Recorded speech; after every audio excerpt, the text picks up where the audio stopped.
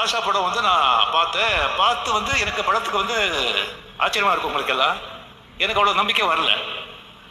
நான் கேட்டேன் என்னது அது அண்ணாமலை வந்து மாதிரி இருக்குமா, ஏன்னா பீஸாக இருக்குது, இந்த ஃப்ளாஷ்பேக் ஃப்ளாஷ்பேக்கு, இந்த ஆக்ஷன் சீன்லாம் காட்டல.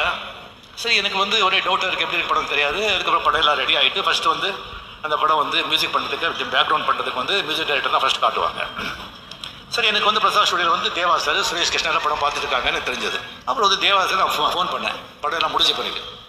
எப்படி இருக்குது தேவா சார் படம்? சார் என்ன சார் இப்படி கேட்குறீங்க, எப்படி இருக்கா? இல்லை அண்ணாமலை மாதிரி இருக்கா? அண்ணாமலையா சார்? 10 அண்ணாமலையா சார் இது அப்படின்னு சொல்கிறாரு. எனக்கு ஆச்சரியம், 10 அண்ணாமலையா அப்படின்னு சொல்லி. சரி படம் வந்து எல்லாமே முடித்த பிறகு எல்லாமே ஃபர்ஸ்ட் காப்பி ரெக்கார்டிங்கு மிக்சிங்கு ஃபர்ஸ்ட் காப்பி பண்ணிவிட்டு அப்போ மேனா தியேட்டர் அப்படின்னு இருந்தது. இந்த மேனா தியேட்டர் உட்காந்து படம் பார்க்குறோம். இந்த மியூசிக்கில் வந்து